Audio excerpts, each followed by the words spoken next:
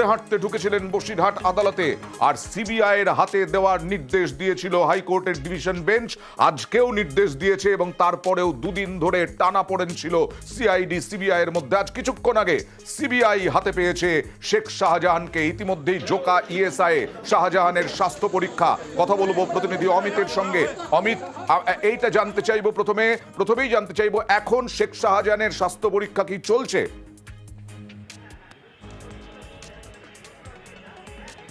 একেবারে জোকা ইএসএ হাসপাতালে সিবিআইয়ের তরফে তাকে নিয়ে যাওয়া হয়েছে, সেখানে তার স্বাস্থ্য পরীক্ষা করানো হচ্ছে। কারণ এতদিন তিনি সিআইডি কাস্টাডিতে ছিলেন, অর্থাৎ সিআইডি হেফাজতে ছিলেন। সিআইডি হেফাজত থেকে নিজেদের হেফাজতে নিয়েছে সিবিআই, অর্থাৎ তারা ইতিমধ্যেই ভবানী ভবন থেকে তাকে নিজেদের হেফাজতে নেওয়ার পর তারা সরাসরি প্রথম চলে গিয়েছে জোকা ইএসআই এবং সেখানে তাকে স্বাস্থ্য পরীক্ষা করানো হচ্ছে। স্বাস্থ্য পরীক্ষা করানোর পর তাকে নিজাম প্যালেসে নিয়ে আসা হবে এবং সেখানে কিন্তু থাকবেন শেখ শাহজাহান। যে কয়েকদিন ইডি আক্রান্ত হয়েছিল শেখ শাহজাহানের সঙ্গীদের হাতে, সেই দিন তুমি ছিলে। তারপরেও সন্দেশখালীতে গিয়েছো, তারপরে বসিরহাটে যেদিন আদালতে তোলা হলো সেদিন তার বডি ল্যাঙ্গুয়েজ দেখেছো। আজকে যখন এই জোকা ইএসআই হাসপাতালে সিবিআই এর অফিসাররা নিয়ে গেলেন, তার হাঁটা, তার বচনভঙ্গি, তার চলনভঙ্গি কিরকম ছিল?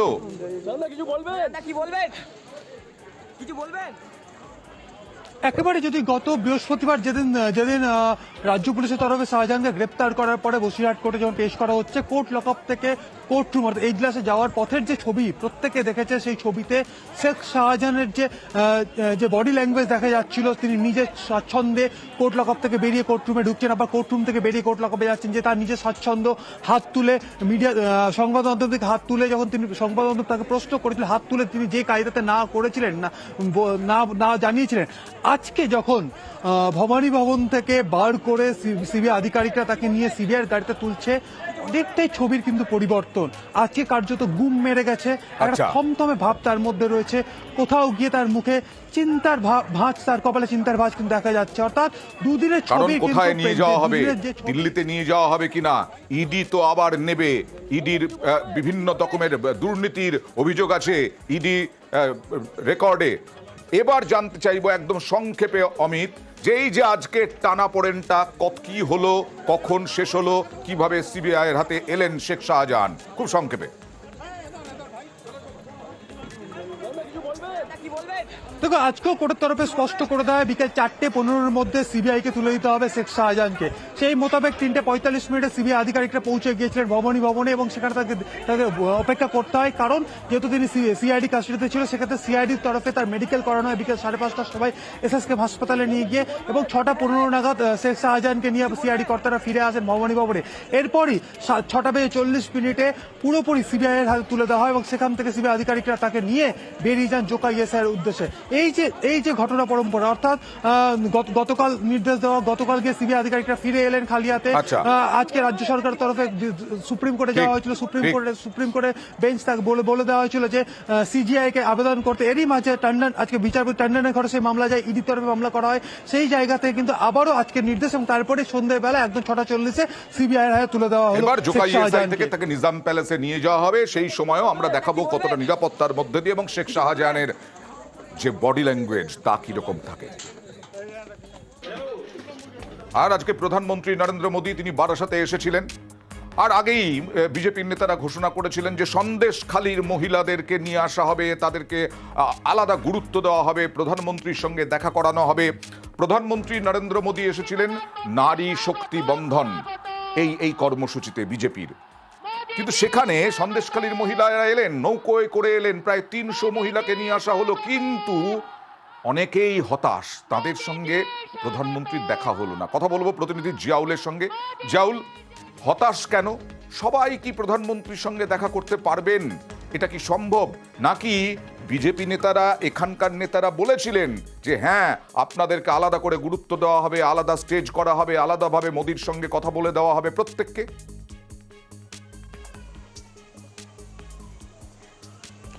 দেখো, তেমনই আশ্বাস দেওয়া হয়েছিল সন্দেশখালীর নির্যাতিতা সহ বেশ কয়েকজন বা এলাকার মহিলাদের, অর্থাৎ প্রায় ওখান থেকে 500 মহিলা, অর্থাৎ বেড়মজুর সন্দেশখালী যে পাড়া রয়েছে হ্যাঁ। 8 থেকে 5টার সময় তারা রওনা দেয় এবং তাদেরকে আশ্বস্ত করা হয়েছিল নরেন্দ্র মোদী প্রধানমন্ত্রী তাদের সঙ্গে আলাদা আলাদাভাবে কথা বলবেন। ফলে সেই আশ্বাস পাওয়ার মধ্যে একবার ভোর থেকে সেখান থেকে বেরিয়েছিলেন, কিন্তু তাদের যেটা দাবি যে একাধিক জায়গায় তাদেরকে পুলিশ তাদেরকে আটকেছে।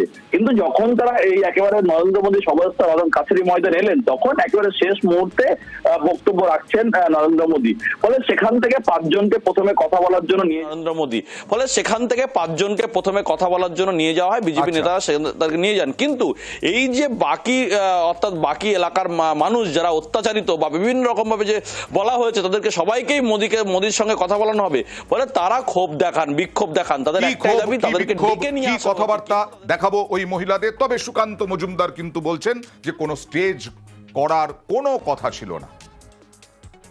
আজকে তো আমরা প্রধানমন্ত্রীর কাছ থেকে এসেছিলাম যাতে আমাদের কষ্ট দুঃখ কোনো জানাতে পারি, আমাদের লড়াইটা যাতে আরো সহজ হয়। কিন্তু এখানে এসে দেখলাম যে প্রধানমন্ত্রী আমাদের জন্য কোনো সময়ই নেই, তিনি চলে গেলেন আমাদের জন্য অপেক্ষা না করে। বারবার আমরা জানিয়েছিলাম যে রাস্তায় আমাদের পুলিশরা গাড়ি আটকে দিচ্ছে, আমাদের ব্যাগ সার্চিং করা হচ্ছে, সেখানে কেন উনি অপেক্ষা করলেন না? আর কোনোদিন আমরা কারোর জন্য অপেক্ষা করবো না, যার দরকার তারা আমাদের সন্দেশখালীতেই যাবে। আমাদের জন্য বলা হয়েছিল একটা আলাদা মঞ্চ বানানো হবে সন্দেশখালী মেয়েদের জন্য, উনি আমাদের দুঃখ কষ্টের কথা শুনবেন, কিন্তু উনি সেই কথার আমাদের না শুনে উনি আমাদেরকে উপেক্ষা করে চলে গেলেন। আমরা এটা আশা করিনি যে উনি আমাদেরকে মা দুর্গা বলে আখ্যা দিয়েছিলেন, তিনি কিভাবে আমাদেরকে উপেক্ষা করে চলে যেতে পারলেন? আমাদের জন্য কি 10 মিনিট সময় দিতে পারলেন না? আমাদের মনে খুব খুশি ছিল, এই খুশি ছিল যে আমরা মোদী সরকারের সঙ্গে দেখা করবো, সামনাসামনি কথা বলবো। এসে আমরা পেছনে দাঁড়িয়েছিলাম কিন্তু আমাদেরকে ঢুকতে দেওয়া হয়নি। উনি তো সিকিউরিটি ব্যবস্থা করলেই আমরা একদম স্টেজ পর্যন্ত পৌঁছে যেতাম, কেউ আমাদেরকে ঢুকতে দিচ্ছে না। সন্দেশখালীতে যে আন্দোলনে যারা একদম প্রথম সারিতে নেতৃত্ব দিয়েছিলেন তারা আজকে পৌঁছতে পারলেন না, তাদেরকে আপনারা বলেছিলেন, আশ্বস্ত করেছিলেন প্রধানমন্ত্রীর সঙ্গে দেখা করিয়ে দেবেন, আলাদা মঞ্চ করিয়ে দেবেন। এরকম কথা আমার তরফ থেকে বা আমাদের পার্টির তরফ থেকে ওনাদের দেয়া হয়নি। কে দিয়েছিল আমরা জানি না।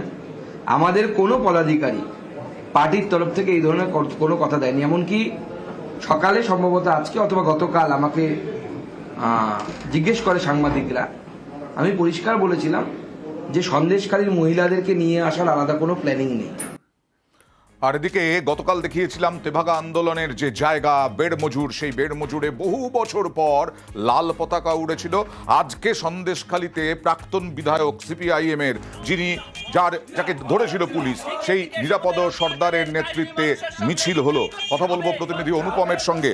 অনুপম, তার মানে এই গতকাল সুকুমার মাহাতো যেটা বলছিলেন, ওদের দলে তো লোকই নেই, কে ঝান্ডা ধরবে? গতকাল তো ঝান্ডা ধরার লোক পাওয়া গেল, আবার আজকে মিছিল হলো। এইগুলো কি একেবারে আশঙ্কা ছিল কোন রকম কোনোদিন মিছিল করতে পারবেন না, কোনোদিন লাল ঝান্ডা ধরতে পারবেন না, হুমকি হুঁশিয়ারি ছিল?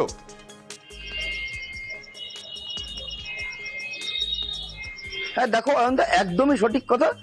তার কারণ এখানে 2011 সালের পর থেকে এলাকার মানুষ যারা বিরোধী দল করতো, সিপিএম বলো বিজেপি বলো, যে দলই করতো, তারা কিন্তু একদম ঝান্ডা ধরতে পারতো না, মিছিল মিটিং কিছুই করতে পারতো না। এবং একদম পরিষ্কার কথা বলতে গেলে শেখ শাহজাহান বা তার অনুগামী যারা, তারা কিন্তু একদম মারধর করতো। কোন রকম ঝান্ডা, লাল ঝান্ডা বলো বা বিজেপির ঝান্ডা বলো, তারা লাগালে বা মিছিল বের করলে, মিটিং করলে কিন্তু একদম মারধর করতো, হুমকি দিত, বাড়িতে গিয়ে বাড়ি ভাঙচুর করতো। এবং একাধিকবার এরকম ঘটনা ঘটার পরে কিন্তু তারপরে কিন্তু এলাকার মানুষ যারা বিরোধী দলের সমর্থক, সিপিএম বলো বিজেপি বলো, যাদের সমর্থক, তারা কিন্তু মিটিং মিছিল করতো না, ঝান্ডা লাগাতো না। এখন মিছিল করতে পারছেন কারণ শিবু সর্দার, উত্তম হাজরা সব গারদে, এবং তার সঙ্গে শেখ শাহজাহান আজকে সিবিআই এর হাতে। আর যারা আছেন পরবর্তী সময়ে শেখ শাহজাহানের ভূমিকা নেওয়ার জন্য, তারা আপাতত চুপ আছেন। সন্দেশখালীর মানুষ এই জয়ের জন্য লড়াই করছে, এখানে নিরাপদ সরকারের জয় নয়। সন্দেশখালী দলমত নির্বিশেষে মা বোনেরা, ছাত্র, যুবক, কৃষক, ক্ষেতমজুর সকলের ঐক্যবদ্ধ আন্দোলন। আগামী দিন লাল ঝান্ডাই এখানে প্রতিষ্ঠিত হবে। মানুষ কে কোন দিকে যাবে সেটা মানুষই ঠিক করবে। আমরা চাই একটা পরিবেশ তৈরি হোক সন্দেশখালীতে, যে পরিবেশের মধ্য দিয়ে মানুষ অন্তত তার নিজের মতন করে তার রাজনৈতিক জীবন বেছে নিতে পারে। লোকসভা ভোটের বিজেপি প্রার্থী ঘোষণা হওয়ার পরেই আসানসোল আর আলিপুরদুয়ার, এই দুটো কি কাঁটা বিজেপির? কেন বলবো, কেন বলছি? জানতে গেলে, দেখতে গেলে আমি যেটা বলি, থাকতে হবে। सुनेगा तो रहेगा खुशियारा। टॉप टेक्नोलॉजी, स्ट्रेंथ और एक्स-रिप्स फिनिश बनाता है टॉप टेक को टॉप टीएमटी बार। दिल से घर बनाओ।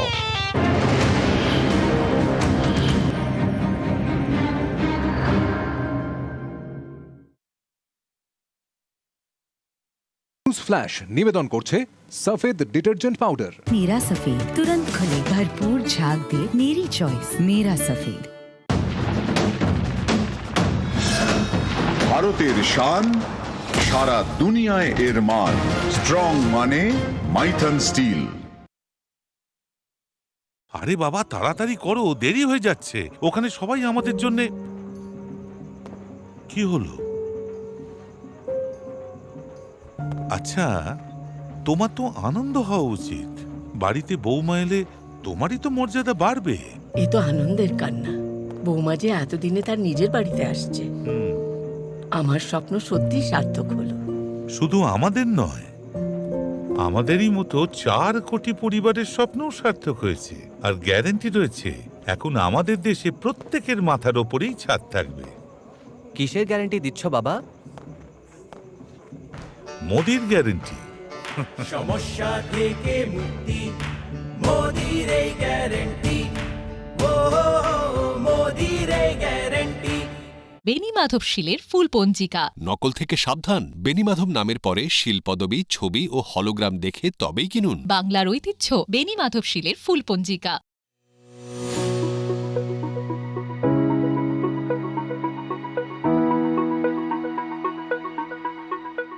ডায়াবেটিস যে কোনো বয়সে যে কোনো মানুষকে আক্রমণ করতে পারে। রোগটি থেকে পুরুষের তুলনায় মহিলাদের বেশি সমস্যা হতে পারে, স্পেশালি হার্ট ডিজিজ, কিডনির কিছু সমস্যা। এমনকি বাচ্চা গ্রহণ করার বয়স সুগারের নিয়ন্ত্রণে রাখা খুব জরুরি, কারণ এই সময় সুগার নিয়ন্ত্রণে না রাখলে শুধু আপনার নয়, বাচ্চারও সমস্যা হতে পারে। ডায়াবেটিসে আক্রান্ত মহিলাদের নিয়মিত খাদ্যাভ্যাস বজায় রাখা সত্ত্বেও অনিচ্ছাকৃত ওজন হ্রাস, স্থূলতা এবং ডায়াবেটিসের মধ্যে সংযোগ পুরুষদের তুলনায় অনেক বেশি মহিলাদের প্রায় তাদের পরিবারের প্রধান ভূমিকা পালন করে এবং একটি স্থিতিশীল এবং সহায়ক পরিবেশ বজায় রাখার জন্য তাদের স্বাস্থ্য অত্যন্ত গুরুত্বপূর্ণ। নিয়মিত মেডিকেল চেক আপ করুন, মানসিক চাপ নিয়ন্ত্রণে রাখুন, সুষম খাদ্য গ্রহণ করুন, এক্সারসাইজ করুন, নিয়মিত ওষুধ খান, ডায়াবেটিস নিয়ন্ত্রণে রাখা সম্ভব। ঢালাই হোক বা ভিত, এই সিমেন্টেরই হবে জিত। শহর থেকে গ্রাম, নির্মাণে একটাই নাম, রশ্মি সিমেন্ট। এবার নির্মাণ হবে সুপারহিট। 6 টাকায় 1 কোটি, কোটি টাকা 6 টাকা, মাত্র 6 টাকায় 1 কোটি। প্রথমবার শেষ 4 ডিজিটে 1000 টাকা। হ্যাঁ, প্রথমবার শেষ 4 ডিজিটে 1000 টাকা। হ্যাঁ সত্যি, কিনুন ডিয়ার সাপ্তাহিক লটারি মাত্র 6 টাকায় আর পেয়ে যান প্রথম পুরস্কার 1 কোটি টাকা। হ্যাঁ, প্রথমবার শেষ 4 ডিজিটে 1000 টাকা। এবার তারা ওয়াশিং পাউডার এলো নতুন রূপে, আরো শক্তিশালী হয়ে। সাদা বা রঙিন কাপড় এখন জেল্লাদার পরিষ্কার নিমেষে। তারা ওয়াশিং পাউডার, ভরসা চিরদিনের।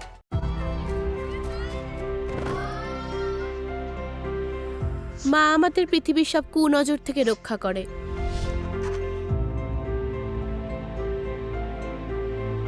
মা আমাদের স্বপ্ন বুনতে সাহায্য করে। মা আমাদের পড়ায়, মানুষ করে। মা আমাদের নিজের পায়ে দাঁড় করায়। মা আমাদের জন্য প্রচুর কষ্ট করে। মা আমাদের সবাইকে শক্তিশালী করে তোলে। কিন্তু মাকে শক্তিশালী কে করে তোলে? মোদি বাবু। কাউকে জলের নল দিয়ে, কাউকে গ্যাস, কাউকে টয়লেট দিয়ে, কাউকে বিদ্যুৎ, কাউকে লোন দিয়ে, তো কাউকে ডিজিটাল বানিয়ে। আমার মা শক্তিশালী, তো ভারত মাও শক্তিশালী। এটা মোদি সরকারের গ্যারান্টি। ধন্যবাদ মোদি বাবু।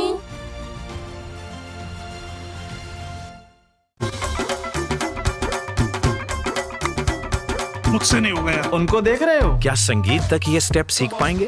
ये खूबसूरत चिंता आप करिए। शादी के पर्सनल लोन की चिंता हम संभाल लेंगे with instant approval and overdraft like benefits. Rashmi BOF TMT bar, the low carbon TMT bar made with BOF technology, gives you double power, double strength. The world class technology now in Rashmi BOF TMT bar. Bengali ম্যাট্রিমনির interest match feature সহ আপনার match খুঁজুন। Bengali matrimony app download করুন। আমার ময়ূরাক্ষীকে খুঁজে পেতে সাহায্য করার জন্য ধন্যবাদ। কায়েস্তা ম্যাট্রিমনি। কায়েস্তা ম্যাট্রিমনি। আমার মা ফোনের মাধ্যমে টাকা দেয়। আমার বাবা ফোনের মাধ্যমে টাকা নেয়। আমার দাদুর ফোনে টাকা ঢোকে। ঠাকুমা ফোনের মাধ্যমে সব মন্দির দর্শন করে। দিদি ল্যাপটপের মাধ্যমে পড়ায় আর আমি ল্যাপটপ থেকে পড়ি। টেকনোলজি আমাদের সবার জীবনের অংশ, কিন্তু টেকনোলজিকে আমাদের কাছে কে পৌঁছে দিয়েছে? মোদি বাবু। একে সস্তা করে দিয়ে, স্বদেশে উৎপাদন করে, আমাদের সময়, টাকা আর জ্বালানি বাঁচিয়ে, হরেদের দূর করে, আমার পরিবারকে লাইনে দাঁড়ানোর হাত থেকে মুক্তি দিয়ে, ডিবিটি সিস্টেম নিয়ে এসে ইনোভেশনকে পুশ করে, স্টার্টআপকে বুস্ট করে, আমার পরিবার ডিজিটাল হলে ইন্ডিয়াও ডিজিটাল। ধন্যবাদ মোদি বাবু। Digital economy, digital Bharat, Modi সরকারের গ্যারান্টি। 50 বছর পরে আপনার পেট কিছুটা এইরকম হবে। 50 বছরে অনেক কিছু বদলে যাবে। শুধু বদলাবে না আপনার অফিস আর বাড়ির অপার অনুশক্তি তার, যা দেয় 50 বছরের লাইফ। এই তারে শক্তি অপার। মোদি সরকারের গ্যারান্টি, খাদ্য সুরক্ষা সুনিশ্চিত। 80 কোটি মানুষ প্রতি মাসে বিনামূল্যে রেশন পাচ্ছেন। আমাদের সংকল্প উন্নত ভারত। করা উচিত ইয়ার। রান রেট মেনটেন করো গিল ভাই। অনেক রকম ডিমান্ডস আপনাদের, আর প্রত্যেকের ডিমান্ড মেটানোর জন্য দরকার ফ্লেক্সিবিলিটি। বাজাজ আলিয়ান্স লাইফে এর সাহায্যে আপনি পান নিজের ইনকাম লেভেল স্থির করার, আর্লি ইনকাম পাওয়ার কিংবা বাড়তে থাকা ইনকাম বেছে নেওয়ার ফ্লেক্সিবিলিটি। ভারতের শান, সারা দুনিয়ায় এর মান। স্ট্রং মানে মাইথন স্টিল। নিউজ ফ্ল্যাশ নিবেদন করছে सफेद डिटर्जेंट पाउडर। मेरा सफेद तुरंत खुले, भरपूर झाग दे, मेरी चॉइस मेरा सफेद। আপনি দেখছেন নিউজ 18 বাংলা। और ये धोनी की हुई जी गजब ग्रिप कैसे? SRMB जैसे। SRMB TMT बार की विन ग्रिप टेक्नोलॉजी सीमेंट के साथ बनाए मजबूत पकड़। Grip is important.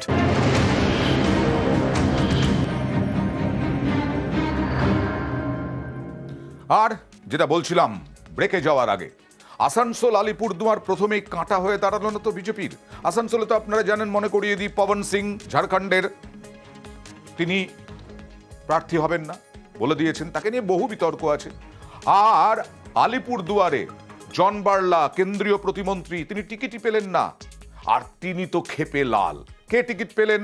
এই বিধানসভায়, পশ্চিমবঙ্গ বিধানসভায় বিজেপির মুখ্য সচেতক।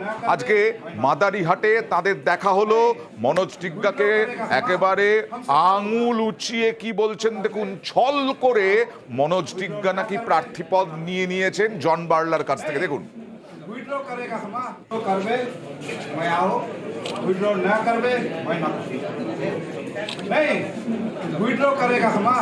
हमसे छल होगा, हमको छल करेगा। हमको बोलता है मादारीहाट स्टेशन कराइए, 60,000 वोट का हम जीत जाएगा। और उसके बाद अमित शाह के पास घुसता है। नहीं 60,000 वोट के हमको यहाँ पर स्टेशन कराइए, उसके बाद 60,000 वोट से जीताएगा आपको बोला। अब टिकट लेता है। ठीक है, चुप रहिए ना। कैसे चुप रहेगा? हमको धोखा देगा। আচ্ছা, কি ভবিষ্যৎ তাহলে আলিপুরদুয়ারের মনোজ টিগ্গার? কথা বলবো প্রতিনিধি রাজকুমারের সঙ্গে। রাজকুমার এ তো একেবারে রণংদেহী হয়ে গেছেন, তাকে বোঝাবে কে? তাহলে ভবিষ্যৎ কি?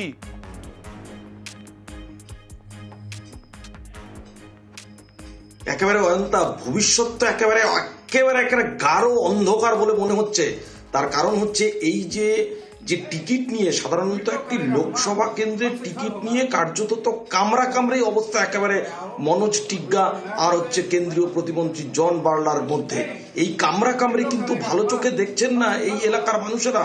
লোকসভার কেন্দ্রে ভোট হবে, ভোট দেবে, কিন্তু একটি লোকসভার টিকিট ঘিরে এই যে বিজেপির দল, বিজেপি দাবি করে যে তারা নাকি অনেক বড় দল, বিশাল আদর্শবাদী দল, দুর্নীতি মুক্ত দল, তাহলে এই দলে একটি লোকসভা কেন্দ্রের টিকিট নিয়ে এই ঝামেলা কি করে হয়?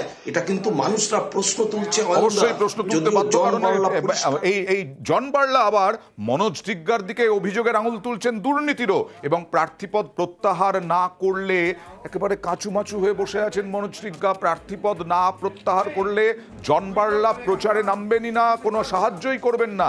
আর মনোজ টিগ্গা কি বললেন জন বার্লার অভিযোগের ভিত্তিতে দেখুন। দেখুন, ওনার কথাতে কোনো সত্যতা নেই, ঠিক আছে। বাদ বাকি এটুকু বলতে পারি যে কোন কেন্দ্রে কে প্রার্থী হবে সেটা কেউ ঠিক করতে পারে না, সেটা আমাদের কেন্দ্রীয় নির্বাচন সমিতি ঠিক করেন যে কোন কেন্দ্রে কি প্রার্থী হবে। আমি আবারও বলি যে কোন কেন্দ্রে কে প্রার্থী হবে সেটা আমাদের কেন্দ্রীয় নির্বাচন সমিতি ঠিক করেন। বিজেপির কেন্দ্রীয় নেতৃত্ব টিকিট দিচ্ছে, ঠিক করছে কে প্রার্থী হবে। ছল করে মনোজ টিগ্গা প্রার্থী হতে পারেন আমি জানি না, তবে জন বার্লা কিন্তু ক্ষেপে আছেন কয়েকদিন ধরেই। যেমন আজকে সকালেই এই মনোজ টিগ্গারা গিয়েছিলেন জন বার্লার সঙ্গে দেখা করতে, অনেকক্ষণ বসে থাকলেন, তার বাড়ির নিচে দেখাই করলেন না। কথা বলবো প্রতিনিধি রকির সঙ্গে। রকি, দেখা তো করলেন না, তারপরে রণংদেহী এইটাকে কিরকম ভাবে এগোচ্ছে বিষয়টা?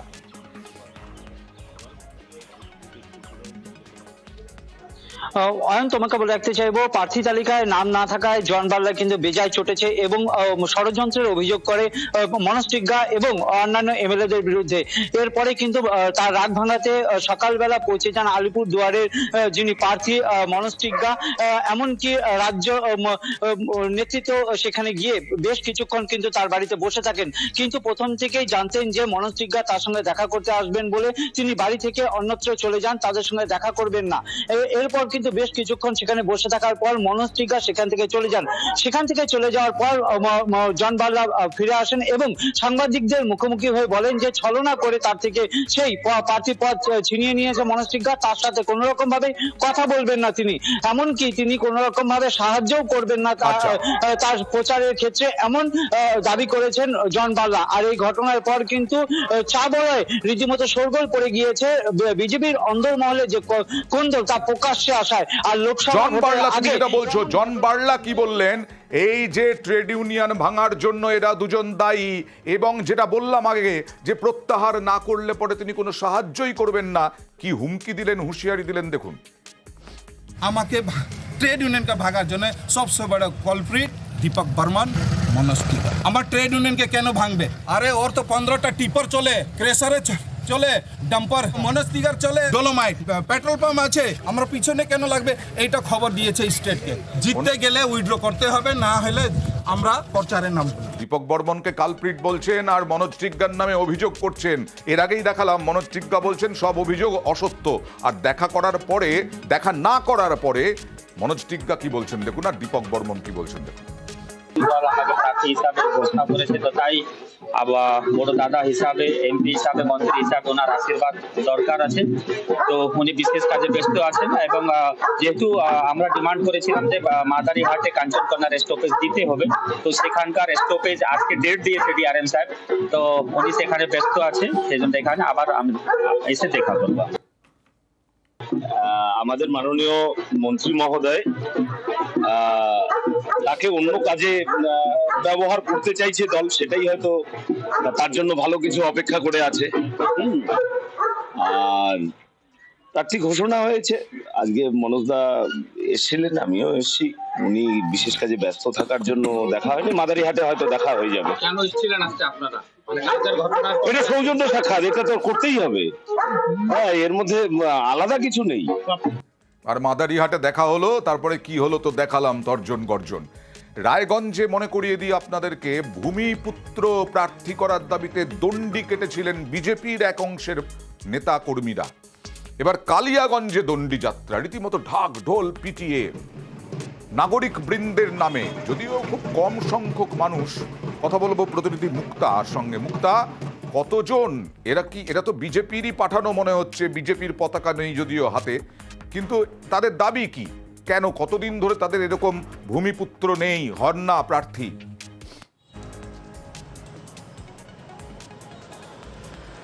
আইন্দা, তোমাকে আমরা খবর দেখিয়েছি যে রায়গঞ্জেও যারা বিজেপি বিক্ষিপ্ত রয়েছে তারা কিন্তু আন্দোলন জারি রেখেছে, তারা স্থানীয় ভূমিপুত্র বিজেপি প্রার্থী চায়, কারণ এই আন্দোলনে তারা জারি রেখেছে। আজকে কালিয়াগঞ্জে রাজপথে কিন্তু তারাও দণ্ডি কাটছেন, একই দাবি, তারা কিন্তু বিজেপির স্থায়ী ভূমিপুত্র চাইছেন। কারণ এদের বিজেপির যে গোষ্ঠীকন্দল কিন্তু আমরা এর আগেও দেখেছি এবং একেবারে প্রকাশ্য, কারণ এরা কিন্তু সেই আন্দোলন জারি রেখেছে। আমরা রাজ্যে কিন্তু বিজেপি প্রার্থী কিছু জেলা ঘোষণা হলো, কিন্তু এখনও রায়গঞ্জ লোকসভা কেন্দ্রে এখনও প্রার্থী ঘোষণা হয়নি, কিন্তু এই আন্দোলন জারি রেখেছে। যেন আমরা দেখেছি এর আগে রায়গঞ্জ লোকসভা কেন্দ্রের জন্যই এরা ভূমিপুত্র চান। রায়গঞ্জ লোকসভার মধ্যেই কালিয়াগঞ্জ পড়ে, রায়গঞ্জ লোকসভাতেই তারা ভূমিপুত্র চান, মানে দেবশ্রী রায়চৌধুরীকে আর চানই না। এই দণ্ডি যাত্রা একটা অভিনব দণ্ডি যাত্রা। আমরা সমস্ত উত্তর দিনাজপুর জেলার সবার কাছে বিনম্র আবেদন যে আগামী যে লোকসভা ইলেকশন আসছে সেখানে যেন বহিরাগত ক্যান্ডিডেট তারা কোনো দল যেন না করে, এবং উত্তর দিনাজপুর জেলার যেন ভূমিপুত্র বা ভূমিপুত্রীকেই সমস্ত দল যেন ক্যান্ডিডেট করে, তারই দাবিতে অভিনবভাবে প্রতিবাদ মিছিল আমরা করলাম। আমরা বহিরাগতর বিরুদ্ধে এবং ভূমিপুত্র বা ভূমিকন্যার দাবিতেই আমরা সোচ্চার। আর টার্গেট সবারই মহিলা ভোট। আজকে মুখ্যমন্ত্রী সংবাদ সোশ্যাল পেজে অর্থাৎ সোশ্যাল মিডিয়ায় তিনি ঘোষণা করলেন, খুব ভালো খবর, আশা এবং অঙ্গনওয়াড়ি কর্মীদের বেতন বৃদ্ধির। আশা ও অঙ্গনওয়াড়ি কর্মীদের 700, 500 এরকমভাবে কর্মীদের বেতন বৃদ্ধি হলো। তাতে যথেষ্ট বিভিন্ন জায়গায় উচ্ছ্বাস আমরা দেখেছি, পানিহাটি, তারই সঙ্গে সঙ্গে চুঁচুড়ায়। কি বলেছিলেন মুখ্যমন্ত্রী দেখুন। আশার মেয়েরা অনেক কাজ করে, ওরা আমাদের গর্ব, সমাজের দিশা, আমাদের সব বিপদে আপদে পাশে থাকে। ওদের জন্য 750 টাকা করে এপ্রিল মাস থেকে বাড়ানো হলো। 2 হচ্ছে যারা অঙ্গনারী ওয়ার্কার আছে তারাও 8,250 টাকার মতো পায় এরকম, তো ওদেরও 750 টাকা করে বাড়ানো হলো এপ্রিল মাস থেকে। আর যারা ICDS হেল্পার আছে তারাও 6,000 সামথিং পায়, এবং তাদেরটাও 500 টাকা করে 1 এপ্রিল থেকে বাড়ানো হলো। তাদের জীবন শুভ হোক, ভালো হোক, আরো ভালো করে কাজ করুন, ভবিষ্যতে আরো সুযোগ সুবিধা পাওয়ার জন্য আমরা সবসময় মামাটি মানুষের সরকার আপনাদের সাথে ছিল, আছে এবং থাকবে। আর যেটা বলছিলাম, চুঁচুড়াতে, পানিহাটিতে বিভিন্ন জায়গায় আবির খেলা হচ্ছে, কোথাও মিষ্টি মুখ হচ্ছে। যেমন চুঁচুড়ায় দেখুন, আশা কর্মীদের সঙ্গে আশা কর্মীদের মধ্যে আবির খেলা চলছে। তারা কি বলছেন দেখুন আশা কর্মীরা। আগামী দিন আমরা আরো উৎসাহ সহকারে কাজ করব। দিদি এই আন্দোলনটা অনেক বড়, দিদি আমাদের দিকে তাকিয়েছেন, আমাদের দিকে কাছে আশা রাখছি দিদি আগামী দিন যেন আমাদের দিকে আরেকটু বেশি করে তাকায়। আর চুঁচুড়াতেও মিষ্টি মুখ দেখছেন আশা কর্মীরা এবং অঙ্গনওয়াড়ি কর্মীদের হেল্পার, যারা তাদের বেতন বাড়ানোর ঘোষণায় তারা মিষ্টি মুখ করছেন। কথা বলবো এই মুহূর্তে, চলে যাব প্রতিনিধি সুবীরের কাছে। সুবীর, কতটা তাদের লাভবান হচ্ছেন তারা এই ঘোষণার ফলে, কি মনে করছেন? মমতা বন্দ্যোপাধ্যায় আশা কর্মী এবং অঙ্গনওয়াড়ি কর্মীদের যে বেতন বাড়িয়েছেন এবং এতে যথেষ্ট খুশি যারা অঙ্গনওয়াড়ি কর্মী থেকে শুরু করে আশা কর্মী প্রত্যেকে। এবং পানিহাটি পৌরসভার অন্তর্গত অঙ্গনওয়াড়ি কর্মী যারা রয়েছেন তারা কিন্তু তাদের মধ্যে খুশির জেরে অঙ্গনওয়াড়ি কর্মী যারা রয়েছেন তারা কিন্তু তাদের মধ্যে খুশির জেরে তারা কিন্তু মিষ্টিমুখ করেন, এবং পাশাপাশি তারা মুখ্যমন্ত্রী মমতা বন্দ্যোপাধ্যায়কে ধন্যবাদ জানান। পাশাপাশি তারা এটাও বলেন যে এই যে মুখ্যমন্ত্রী তাদের যে বেতন বৃদ্ধি করেছেন, এর ফলে তারা যেভাবে তারা কাজ করে আসছিলেন মানুষের জন্য, সেই জায়গা থেকে কিন্তু তারা কাজে আরো উৎসাহ পাবেন, এবং সেই জায়গা থেকে দাঁড়িয়ে আগামী দিনে তারা সেইভাবে কিন্তু আরো উৎসাহভাবে কিন্তু তারা কাজ করবেন। অবশ্যই লোকসভা ভোটের আগে যারা কর্মীরা বা তৃণমূল নেতৃত্ব মুখ্যমন্ত্রীর এই ঘোষণাকে কতটা ইতিবাচকভাবে কাজে লাগাতে পারবে সেদিকেও আমাদের লক্ষ্য থাকবে। আমরা খুব খুশি হয়েছি, এর জন্য মাননীয় মুখ্যমন্ত্রী মমতা বন্দ্যোপাধ্যায়কে আমরা সবাই মিলে ধন্যবাদ জানাচ্ছি। এই দুর্মূল্যের বাজারে যে উনি আমাদের পাশে রয়েছেন তার জন্য আমরা সবাই খুব খুশি, অনেকটাই খুশি, এবং আমরা আনন্দিত। মাননীয় মুখ্যমন্ত্রী দিদি মহাশয়কে আমরা ধন্যবাদ জানাচ্ছি। আমরা 15 নম্বর ওয়ার্ডের তরফ থেকে এটা খুবই আনন্দিত। আর NBSTC অর্থাৎ উত্তরবঙ্গ রাষ্ট্রীয় পরিবহন, সেই উত্তরবঙ্গ রাষ্ট্রীয় পরিবহনের 293 জন অস্থায়ী কর্মীর ভাতাও বাড়ল ভোটের আগে। 1000 টাকা করে ভোটের আগে ভাতা ঘোষণা, বৃদ্ধির ঘোষণা। কথা বলবো প্রতিনিধি শুভঙ্করের সঙ্গে। শুভঙ্কর, এর ফলে এই বিষয়টা নিয়ে তারা কি বলছেন, অর্থাৎ পার্থপ্রতিম রায় যিনি NBSTCর চেয়ারম্যান, তিনি কি বলছেন লোকসভা ভোটের আগে মানুষের মন জয় কি আসলে তাদের লক্ষ্য?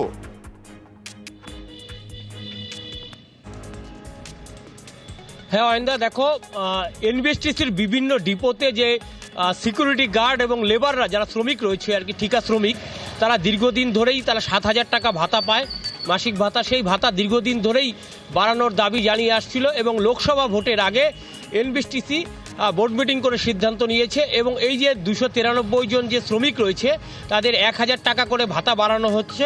এর ফলে আগামী এপ্রিল মাস থেকে তারা 8,000 টাকা করে ভাতা পাবেন, এমনটাই জানিয়েছেন এনবিএসটিসির চেয়ারম্যান পার্থপ্রতিম রায়। পাশাপাশি তিনি জানিয়েছেন যে তাদের আরও বেশ কিছু পরিকল্পনা রয়েছে, যে পরিকল্পনার ফলে যারা এনবিএসটিসির যারা অস্থায়ী কর্মী আছে তাদের বেতন আরও কিছুটা বাড়ানো যায় কিনা এবং এই ঠিকা শ্রমিক এবং নিরাপত্তা রক্ষী যারা রয়েছে উদ্দেশ্যে হোক, লক্ষ্য রেখে হোক, এটা তো মানুষেরই ভালো হচ্ছে। যারা 8,000 টাকা করে পাবেন তাদেরই তো সংসারে একটু শান্তি আসবে।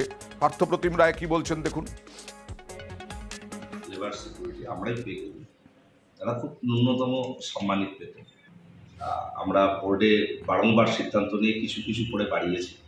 আমরা আবার সিদ্ধান্ত নিলাম যে আগামী 1 এপ্রিল থেকে তাদের আরও 1,000 টাকা অতিরিক্ত সম্মানী দেওয়া হবে। অর্থাৎ এর আগে ওরা 7,000 করে পেত, এখন সেটা 8,000 টাকা পাবে। অনুব্রত মণ্ডল এখন তিহারে। অনুব্রত মণ্ডলের কত সম্পত্তি, এই নিয়ে প্রচুর আলোচনা হয়েছে, কিন্তু আজকে ইডি যখন বোলপুর ইউনিয়ন ব্যাংকে হানা দিল তখন জানা গেল অনুব্রতর 600 ভরি সোনা রয়েছে ওই রাষ্ট্রায়ত্ত ব্যাংকের লকারে, যা দিয়ে প্রতি বছর কালী পুজোর দিন এইভাবে কালী ঠাকুরকে সাজাতেন অনুব্রত মণ্ডল। কথা বলবো প্রতিনিধি ইন্দ্রজিতের সঙ্গে। ইন্দ্রজিৎ, এর আগে কি খোঁজ পায়নি ইডি কর্তারা এই 600 ভরি সোনা, এবং আজকে কি হলো আলটিমেটলি? আমরা যখন কথা বলেছি দুজনে, আমি তুমি, তখন বিকেলবেলা তখনও ইডি কর্তারা তখনও তল্লাশি চালাচ্ছিলেন, হিসেব নিকেশ দেখছিলেন। এরপরে কি হলো?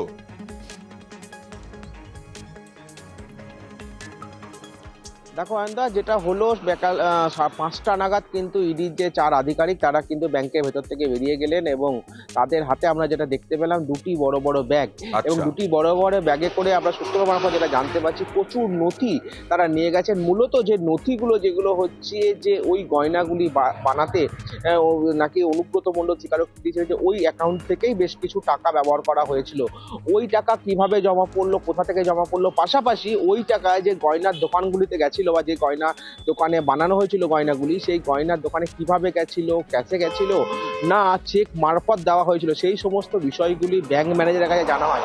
পাশাপাশি বলে রাখবো যে ওই যে কালী ঠাকুরের কথা বলা হচ্ছে, সেই কালী ঠাকুরের একটি ট্রাস্টি বোর্ড রয়েছে, সেই ট্রাস্টি বোর্ডের 2 জন সদস্য, একজন হচ্ছে বোলপুর পৌরসভার কর্মী, অন্যজন হচ্ছে বোলপুর পৌরসভার একজন কাউন্সিলর, যিনি অনুব্রত মণ্ডলের ওয়ার্ডেরই কাউন্সিলর শিবনাথ রায়, তাকে নিয়ে গিয়ে কিন্তু ব্যাংকে আধিকারিকদের সঙ্গে কথা বলে, অর্থাৎ ব্যাংক ম্যানেজারের সঙ্গে কথা বলে এবং তাদের কাছ থেকে কিন্তু বেশ কিছু নথি নিয়ে গেছে আমরা জানতে পারছি।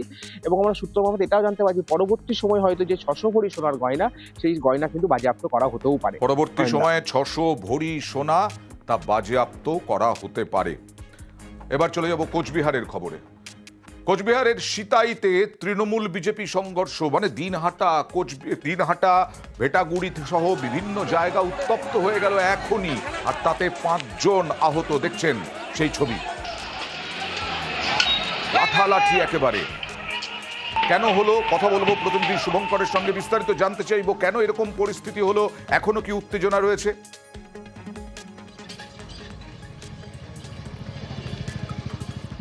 হ্যাঁ অয়নদা, দেখো কোচবিহার লোকসভা কেন্দ্রের বিজেপি প্রার্থী কেন্দ্রীয় মন্ত্রী নিশীথ প্রামাণিক আজ সন্ধ্যাবেলায় সেই সিতাই চৌপতিতে তার একটি সভা হওয়ার কথা ছিল। সেই সভাকে কেন্দ্র করে এদিন দুপুরে যখন বিজেপি কর্মীরা প্রস্তুতি নিচ্ছিল, পাশাপাশি তৃণমূল সেখানে জমায়েত করে এবং বিজেপি এবং তৃণমূলের মধ্যে প্রথমে বচসা বাঁধে, তারপরে দুপক্ষের মধ্যে সংঘর্ষ বেঁধে যায় এবং দুপক্ষের মধ্যে পাথর ছোড়াছুড়ি হয়। সেই ঘটনাকে কেন্দ্র করে 5 জন অন্ততপক্ষে জখম হয়েছে এবং পরে দিনহাটা থানা থেকে বিশাল পুলিশ বাহিনী যায়, সিতাই থানা থেকে বিশাল পুলিশ বাহিনী যায় এবং গিয়ে পরিস্থিতি নিয়ন্ত্রণে আনে। ঘটনার পর এলাকার সমস্ত দোকানপাট বন্ধ হয়ে যায় এবং রাতে যে নিশীথ প্রামাণিকের সভা ছিল সেই সভা আপাতত বাতিল করা হয়েছে এবং যেটা জানা যাচ্ছে যে আগামীতে নিশীথ প্রামাণিক সেখানে সভা করবেন। এবং এই যে আজকের এই গন্ডগোল, গোটা ঘটনা নিয়ে তৃণমূল এবং বিজেপি একে অপরের বিরুদ্ধে অভিযোগ পাল্টা অভিযোগ করছে। না গোটা বিষয়টি নিয়ে এখনো কেন্দ্রীয় মন্ত্রী তথা কোচবিহার লোকসভা কেন্দ্রের বিজেপি প্রার্থী নিশীথ প্রামাণিক কোনো মন্তব্য করতে চাননি। তবে বিজেপি জানিয়েছে তৃণমূল আশ্রিত দুষ্কৃতীরাই কোচবিহারের মানুষের কপালে দুঃখ আছে, কারণ এই রকম ভাবে এখনই এই রকম ভাবে সংঘর্ষ, পাল্টা সংঘর্ষ, এতে উত্তপ্ত হয়েই থাকবে কোচবিহার। আর তৃণমূল বিজেপির চাপানুতর দেখুন। বিজেপি এটাগুড়িতে যা করতে চাইছে এবং তারা আজকে সিটেইতেও সেই একই ঘটনা ঘটার চেষ্টা করছে। বিজেপি সন্ত্রাস করে নির্বাচনে জিততে চায়, মানুষকে ভয় দেখে জিততে চায়, কিন্তু সেটাই তৃণমূল কংগ্রেসের মানুষ এবার ঐক্যবদ্ধ এবং তারা কোনোভাবেই বিজেপির কোনো সন্ত্রাস সীতার মাটিতে করতে দেবে না এবং তারপরেও যদি বিজেপি কোনো সন্ত্রাস করার চেষ্টা করে তার জবাব মাঠে হবে, লড়াইয়ের ময়দানে হবে। তৃণমূল কংগ্রেসের পায়ের নিচে মাটি নেই, এখান থেকেই প্রমাণিত। ওরা পুলিশের সহায়তায় আমাদের কার্যকর্তারা যখন ফ্লেক্স লাগাচ্ছিল ওরা ঝামেলার সৃষ্টি করে এবং আমাদের কর্মীদের কার্যকর্তাদের ওপর চড়াও হয়। এই করে কি ওরা বিজেপিকে আটকাতে পারবে? কিন্তু ওদের কত দম সেটাও আমরা দেখব। আমাদের সেই বিকশিত ভারত যাত্রা আমাদের সীতায় যাবে এবং সফলভাবে আমরা যাত্রা সুশৃঙ্খলভাবে আমরা সেই যাত্রা করব। এবার নদিয়ার খবর দেখাবো। নদিয়ার খবর মানে মতুয়াগড়ের খবর। সেখানেই শান্তনু ঠাকুর বিরোধী পোস্টার। শান্তনু ঠাকুর তিনি আবার প্রার্থী হবেন। দেখুন কিভাবে লেখা আছে, তোলাবাজ শান্তনু ঠাকুর 5 বছরে করেছো কি? চাকরি বিক্রি, তোলাবাজি ছাড়া আবার কি? কথা বলবো প্রতিনিধি অনিরুদ্ধর সঙ্গে। অনিরুদ্ধ, এইভাবে আক্রমণ কেন, এই রকম অভিযোগ কেন শান্তনু ঠাকুরের বিরুদ্ধে? কারা করছে? তৃণমূলের পক্ষ থেকে করা হচ্ছে। তৃণমূল কি বলছে?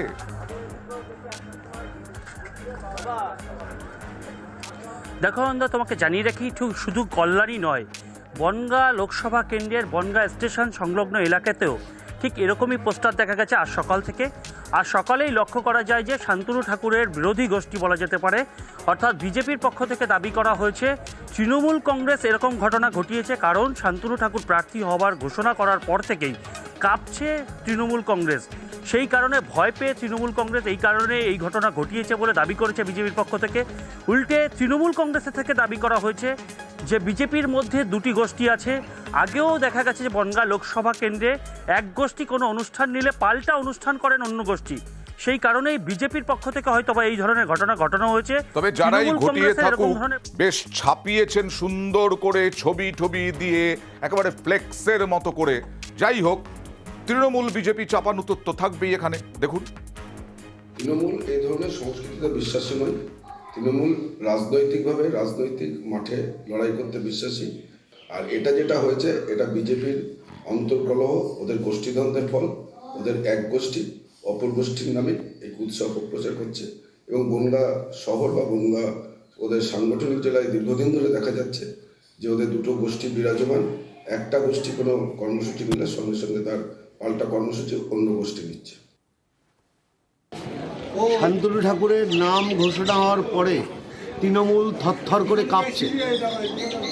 তৃণমূল থরথর করে কাঁপছে সেই আতঙ্কে ফেক অ্যাকাউন্ট খুলে এবং তৃণমূলের লোকজন দিয়ে এই পোস্টার মারছে। এতে কোনো যায় আসে না, ভয়তে করছে। এই জেলার মানুষ তৈরি হয়ে আছে ভারতীয় জনতা পার্টিকে পদ্মফুলে ভোট দেওয়ার জন্য। আবার কোচবিহারে যাব, কারণ আপনাদেরকে মনে করিয়ে দিই, এই দুদিন আগে অনন্ত মহারাজ, যিনি বিজেপির সাংসদ, রাজ্যসভার সাংসদ, যাকে বাড়িতে গিয়ে একেবারে অমিত শাহের বার্তা দিয়ে এসেছিলেন নিশীথ প্রামাণিক, সেই অনন্ত মহারাজ বেসুরো। কারণ অমিত শাহ বলে দিয়েছেন যে কেন্দ্রীয় শাসিত অঞ্চল হবে না উত্তরবঙ্গ, তাতে যথেষ্ট বেসুরো। আর কেপিপি ঘোষণা করেছিল গতকালই যে কেন্দ্রীয় স্বরাষ্ট্র প্রতিমন্ত্রীর বাড়ির সামনে বিক্ষোভ দেখানো হবে। যদিও পুলিশ ছিল একেবারে প্রস্তুত, কিন্তু একটা উত্তেজনা তৈরি হলো, কারণ উল্টো দিকে আবার বিজেপির কর্মী সমর্থকরাও ছিল। কথা বলবো প্রতিনিধি শুভঙ্করের সঙ্গে। ভেটাগুড়িতে যে বিক্ষোভ হলো, যে দু দলের মধ্যে উত্তেজনা হলো, সেই সময় কি নিশীথ প্রামাণিক বাড়িতে ছিলেন?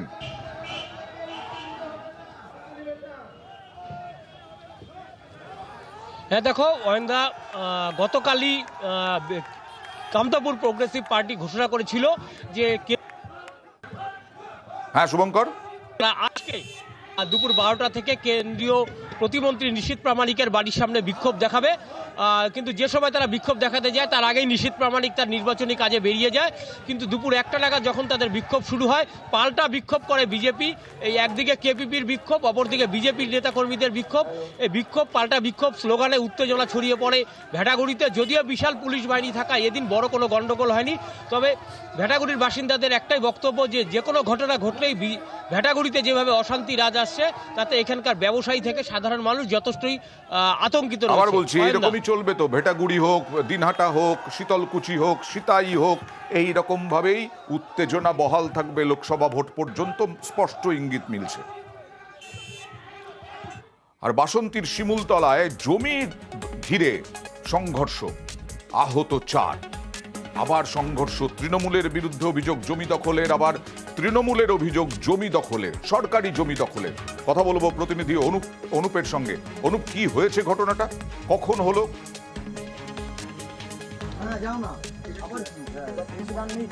দেখো, আমরা আজকে দুপুরবেলায় কিন্তু হচ্ছে বাসন্তী থানার শিমুলতলা ঠিক মোড়ের কাছেই, সেখানে একটি সরকারি জায়গা, পিডব্লিউডি সরকারি জায়গা, এই যে হাবিবুর রহমান গাজী তিনি দাবি করছেন তার জমির সামনে এই যে খাস জায়গাটি পিডব্লিউডি রয়েছে, সেই জায়গাটা তৃণমূল নেতা রাজা গাজী জোর করে দখল করে নিচ্ছে, এমনই তাদের অভিযোগ। এই ঘটনায় কিন্তু আজকের সেইখানটায় সেই জায়গাটি পরিষ্কার করতে আসলে তখন কিন্তু হচ্ছে হাবিবুর রহমান এবং তার পরিবার বাধা দিলে তাদেরকে মারধর করা হয় এবং এই ঘটনায় 4 জন, হাবিবুর রহমান সহ তার পরিবারের আরও 3 জন, মোট 4 জন হচ্ছে আহত হয়। তাদেরকে উদ্ধার করে ক্যানিং মহকুমা হাসপাতালে চিকিৎসার জন্য নিয়ে আসা হয়েছে। তবে এই অভিযোগ সম্পূর্ণ অস্বীকার করেছেন তৃণমূল নেতা রাজা গাজী। তিনি দাবি করেছেন এই জায়গাটি পিডব্লিউডির জায়গা এবং বিডিও অফিস থেকে সেটা টেন্ডার হয়ে গেছে, এখানে একটি সরকারি শৌচালয় তৈরি করা হবে এবং সেখানে যে মানুষজন এখানে এই যে বাজার বা এখানে যে মানুষজন আসা যাওয়া করে, গাড়ি দাঁড়ায় এবং বিভিন্ন যান চলাচল করে, তাদের এখানে এই বাথরুমটি তৈরি করা হবে এবং সেটা কিন্তু ইতিমধ্যে বিডিও অফিসের মাধ্যমে টেন্ডার করা হয়েছে এবং সেটার কাজ আজকে শুরু হলে হাবিবুর রহমান সে বাধা দেয়। এই ঘটনায় তিনি কোনোভাবেই বলছেন আক্রান্ত কি বলছেন একবার দেখাবো। হসপিটালটা আমার বাবা দান করেছে, হসপিটালের জায়গা, তার পিছনে একটা জায়গা ছিল। তৎকালীন ওই রাজা গাজীর নেতৃত্বে সেখানে একটা ঘর তৈরি করে পিছনে আমার জমিটা রাস্তা বন্ধ করে দিয়েছিল। সেখানে ঘর তৈরি করার জন্য সকালবেলা জিসিবি দিয়ে কাজ করছিল। ওই বিষয়ে আমি একটা কমপ্লেন থানায় জমা দিয়ে গেছিলাম। রাস্তায় দেখি না ওরা ওই জায়গাটা গর্ত খোঁড়াখুড়ি করছে, জিসিবি দিয়ে কাজ করছে। আমি দাঁড়িয়ে একটা ছবি তুলছিলাম। পার্টি অফিস থেকে বার হয়ে গালিগালাজ করতে করতে ছুটে এসে ও শুরু করে দিল। ওর সবাই মিলে আমাদের মারধর করে। রাজা গাজীটাকে, রাজা গাজী বাসন্তী ব্লকের এখন নেতৃত্ব দিচ্ছে তৃণমূলের। রাজা গাজী বাসন্তী ব্লকের নেতৃত্ব দিচ্ছেন, মানে তৃণমূলের নেতা, তার বিরুদ্ধে অভিযোগ করছেন। তিনি কি বলছেন দেখুন। যে কথাটা বলছে এটা ভিত্তিহীন। হসপিটাল মোড়ে ওখানে দোকানদাররা একটা লিখিত অভিযোগ বাসন্তী ডেভেলপমেন্ট বোর্ডকে করে পাবলিকের জন্য কমিউনিটি টয়লেট করার জন্য, এবং সেটার 1 তারিখে টেন্ডার হয়, পাবলিক তো হয়ে গেছে টেন্ডারের কপি। এবং যেটা বলছে আমাদের জায়গা, যে অভিযোগ করছে সেই হাইকোর্ট করেছিল, হাইকোর্ট এখানে পরিষ্কার লেখা আছে এই দাগে পিডব্লিউডি অধিকৃত জায়গা। এবারে যেটা হচ্ছে কি সব বিজেপির চর, বিজেপির দালাল। দেখুন, আমরা অভিযোগ তুলি মাঝে মধ্যে যে তৃণমূলের প্রতিনিধিরা, তৃণমূলের জনপ্রতিনিধিরা তারা রাস্তা সারাই করছেন না কেন, তারা রাস্তা তৈরি করছেন না কেন। ফালাকাটার জটেশ্বর খগেনহাট এর রাস্তা সারাইয়ের দাবিতে গ্রামবাসীরা বিক্ষোভ দেখাচ্ছেন, আর সেখানে বিজেপি সাংসদ, বিজেপি বিধায়ক। কথা বলবো প্রতিনিধি রাজকুমারের সঙ্গে। রাজকুমার, তাহলে বিধায়ক, বিজেপির বিধায়ক, বিজেপি সাংসদ কি করছেন?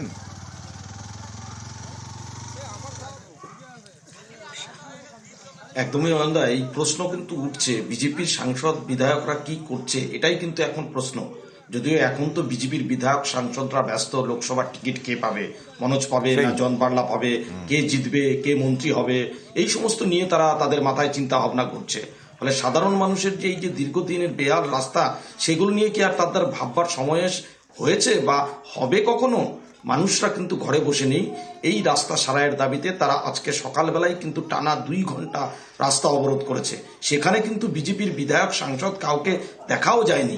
তবে মানুষদের দাবি অবিলম্বে এই রাস্তা সারাই হোক, না হলে তারা ভবিষ্যতে আরো বড় আন্দোলন। রাজকুমার হয়তো বলবেন বিজেপি সাংসদ বা বিজেপি বিধায়করা যে আমাদের তো কিছু করার নেই, এটা তো গ্রামের রাস্তা, পঞ্চায়েতের রাস্তা, জেলা পরিষদের রাস্তা, যাই হোক না কেন, তারা যদি দরবার করেন, তারা যদি আন্দোলন করেন, তাহলে রাস্তা সারাই করবে না কে?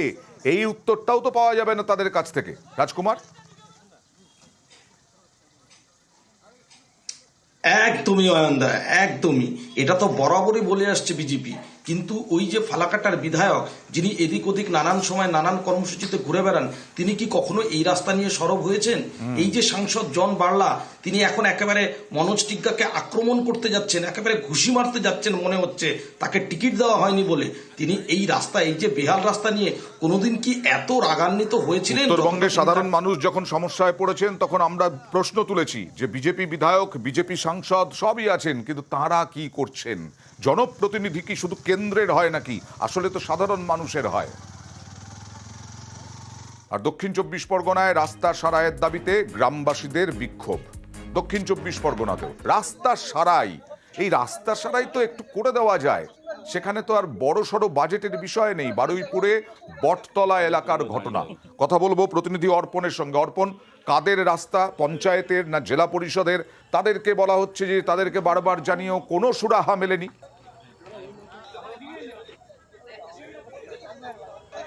একদমই অন্ধা। এই শাকারিপুকুর এলাকা, বারুইপুর থেকে ধপধপি যেতে গেলে এই রাস্তার উপর দিয়ে যেতে হয়, প্রায় 4 কিলোমিটার রাস্তা। এই রাস্তা পঞ্চায়েতের তরফ থেকে এবং জেলা পরিষদের তরফ থেকে পঞ্চায়েতের উদ্যোগে এই রাস্তা চলছে, কিন্তু দেখা যাচ্ছে যে 1 বছর হতে চললো সেই রাস্তার যে প্রথম চাঙড় তুলে নেওয়া হলো, তারপর থেকে আর এখনো পর্যন্ত রাস্তা কমপ্লিট হয়নি। তো 4 কিলোমিটারের মধ্যে কি বেশ কিছুটা অংশ হলেও কিন্তু অধিকাংশ জায়গা পড়ে রয়েছে, আর যার জন্যই এই পিচ তুলে নেওয়ার পরে তুমি বুঝতেই পারছো এলাকা পুরো যে রাস্তার যে ধুলো, সেই ধুলো ময়লাতে পুরো এলাকা ভরে যাচ্ছে। এলাকাবাসী, কয়েক হাজার মানুষ নির্ভর করেন এই রাস্তার উপরে। অর্পণ,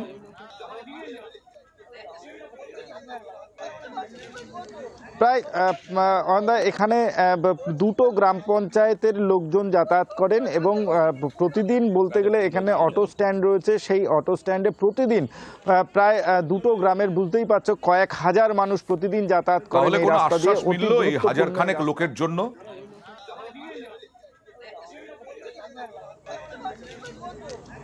আশ্বাস মিলেছে, আশ্বাস মিলেছে। যেমন গ্রামবাসীরা যে অভিযোগ করছে যে যখনই তারা জানান, তারা সঙ্গে সঙ্গে যে আশ্বস্ত হন যে রাস্তা খুব তাড়াতাড়ি হয়ে যাবে। এবারেও বারুইপুর পূর্বের বিধায়ক তিনি জানিয়েছেন দ্রুততার সঙ্গে এই রাস্তা সারাই হবে এবং রাস্তাটা সারাই করুন। লোকসভা ভোট এলে পরে তো আর বোধহয় করতে পারবেন না। বিক্ষোভকারীরা কি বলছেন দেখুন।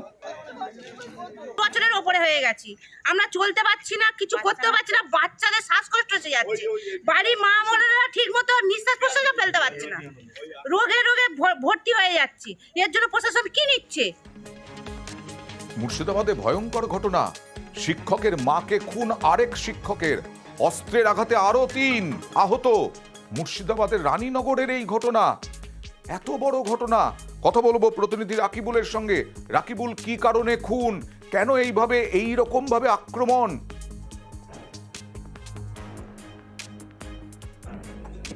দেখো, একদমই তাই যে প্রাথমিক বিদ্যালয়ের স্কুলের এক যে শিক্ষকের হাতে খুন হলো অপর এক শিক্ষকের মা।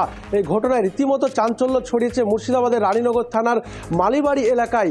মৃত মহিলার নাম রাজিয়া বেগম, ওই তার ছেলে হচ্ছে খালিদ হাসান, এবং খালিদ হাসান এবং ওই অভিযুক্ত সেলিম একই স্কুলে, রানীনগরের একই স্কুলে যে সরন্দপুর প্রাথমিক বিদ্যালয়ের শিক্ষক, এবং তারা দুজনেই ভালো বন্ধু বলে জানা যায় এলাকায়। এবং ওই অভিযুক্ত বিরুদ্ধে অভিযোগ যে খালিদ হাসান তিনি এবং দুজনেই আজকে স্কুলে ছিলেন একই সঙ্গে। স্কুলে থাকাকালীন কিন্তু হঠাৎই ওই সেলিম খালিদকে বলেন যে আমি বাড়ি গেলাম, তুমি যাবা? তখন বলেন না, যাবো না। তখন স্কুল থেকে বেরিয়ে চলে আসেন সেলিম। সে এসে সরাসরি ওই খালিদ হাসানের বাড়িতে যায় সেলিম গিয়ে তার স্ত্রীকে, খালিদ হাসানের স্ত্রীকে বলেন যে বাড়িতে সোনা এবং টাকা যা আছে আমাকে দিয়ে দাও তাড়াতাড়ি, নাহলে বাড়িতে ইনকাম ট্যাক্সের অফিসাররা আসবে বলে ভয় দেখায় এবং টাকা পয়সা নেওয়ার চেষ্টা করে বলে। এবং এইটাকে কেন্দ্র করে ভালো বন্ধু ছিল, তার মধ্যে আবার এই ধরনের প্রায় ডাকাতির মতো ঘটনা।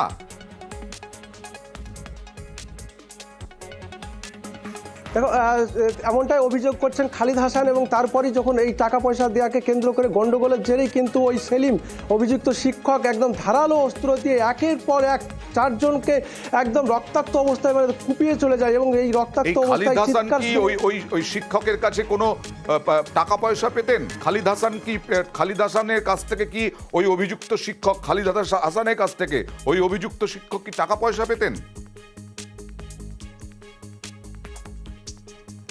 না, খালিদ হাসান যদি এই বিষয়ে তিনি বলেন যে তিনি আমার ভালো বন্ধু ছিলেন, কিন্তু তার সঙ্গে যে এমনটা ঘটাবে আমি ভাবতেও পারিনি, এবং এই যে পরিকল্পনাভাবে যে কাণ্ড ঘটিয়েছে এই ঘটনায় কিন্তু তিনিও হামলা কি করে ওই শিক্ষকের মাকে খুন, তারপরে আরো 3 জন আহত, অদ্ভুত অবাক করা খবর। এবার পুরুলিয়ার খবরে যাব। পুরুলিয়া তো এমনিতেই জল পায় না, পুরুলিয়া শুকনো থাকে গরমকালে, আবার গরম আসছে প্রচন্ড। সেই পুরুলিয়ায় পুকুর ভরাট হয়ে যাচ্ছে, পুকুর ভরাট আবার দেখুন চলছে পুকুর ভরাট। একটা সংস্কার করা যাচ্ছিল না এই পুকুর, প্রশাসনকে জানিয়েও লাভ হয়নি। 4 ও 5 নম্বর ওয়ার্ডের মাঝে এই পুকুর। কথা বলবো প্রতিনিধি ইন্দ্রজিতের সঙ্গে। ইন্দ্রজিৎ, কাদের বিরুদ্ধে অভিযোগ পুকুর ভরাটের? আর পুরসভা এলাকা তো পুরসভা কি করছে?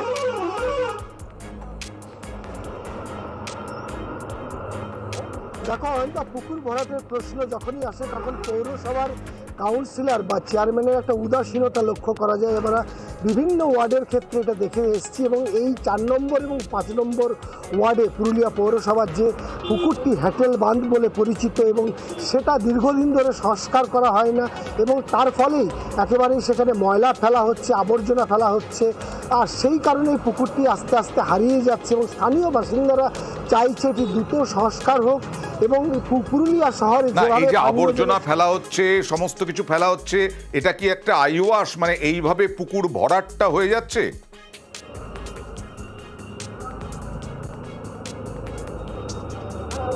এটা একটা স্টাইল বলা যেতে পারে। তার কারণ হচ্ছে দীর্ঘদিন পুকুরটাকে সংস্কার করব না, এবং সেখানে স্বাভাবিকভাবেই স্থানীয় বাসিন্দা থেকে শুরু করে এলাকার মানুষজন ওখানে ময়লা ফেলে দেবে। আমরা কি পুরসভার সঙ্গে যোগাযোগ করেছিলাম?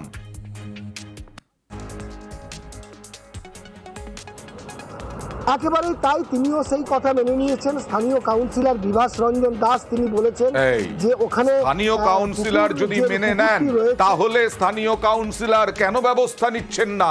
আপনি দেখেও দেখছেন না নাকি? স্থানীয় কাউন্সিলর যদি মেনে নেন, তাহলে পুরসভাও কেন দেখছে না? পুকুর ফিরিয়ে দিন। বিক্ষোভকারীরা কি স্থানীয় বাসিন্দারা কি বলছেন দেখুন। এটা খুব ভালো ছিল আগে, আর দেখুন জলের সমস্যা এখানে যে আশেপাশে যে বাড়িগুলো আছে তারা তো চায় যে পুকুর হলে তো খুব ভালো। হ্যাঁ, এটা যে পৌরসভা থেকে যদি ওনারা করেন, এটা সংস্কারের ইয়েতে করেন, তাহলে ভালো হয়। এটা পুকুর আমাদের দরকার। পুকুরটা যে সবাই ব্যবহার করছিল সেটা বন্ধ করে এই তো ভাতেই দিচ্ছে। পরিষ্কার করা এটা ব্যবহার করার যোগ্য ছিল। স্থানীয় কাউন্সিলরের তো এইখানেই বাড়ি, এইদিকে আসা যাওয়া করতেও দেখেনি। একেবারেই তাই, স্থানীয় কাউন্সিলর তো স্থানীয় অঞ্চলেই বাড়ি হয়, সেখানে উনি দেখেন না। হ্যাঁ, তিনি বলছেন যে বিএলআরওকে জানানো হচ্ছে। লোকের ঘর বাড়ি ভেঙে এবং ময়লা ফেলার একটা ডাম্পিং গ্রাউন্ড করে দিয়েছে। এর আগেও আমি চেয়ারম্যানকে বলেছিলাম এটাকে দেখার জন্য। অলরেডি আমি বিএলআরও পুরুলিয়া 1 নম্বর ব্লকের সঙ্গে আমি কথা বলেছি যে এটা কীভাবে সংস্কার করা যায়, এটা উদ্যোগ নিতে হবে। এটা দীর্ঘদিন ধরে এই অবস্থা পড়ে আছে। প্রস্তাবটা পেশ করব যে ইমিডিয়েট ওটাকে সংস্কার করে পুকুরে রূপ দেওয়া হবে। প্লিজ তাড়াতাড়ি করুন, আপনি এতদিনেও করেননি, এতেই তো অবাক হচ্ছেন সবাই। এবার কোলাঘাট ইঞ্জিনিয়ারিং এর খবরে যাব। কোলাঘাট ইঞ্জিনিয়ারিং কলেজ ফি বৃদ্ধির প্রতিবাদে অবস্থান, পড়ুয়ারাই অবস্থান করছে। দেখুন,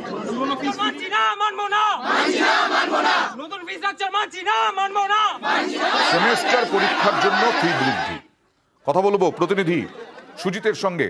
সুজিত, কত টাকা ছিল, কত টাকা হলো? এটা কি বেসরকারি?